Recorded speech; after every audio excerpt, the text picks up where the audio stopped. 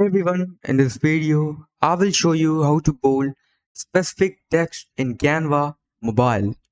Now, if you find this video helpful, a like and subscribe would mean a lot. Alright, let's dive in.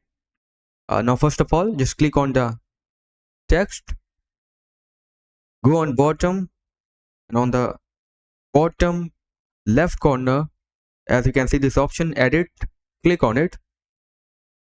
Now here, just click on the text again, double click, and you will see this option.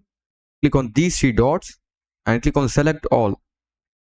Now here, carefully select the specific part you want to bold and just click on bold.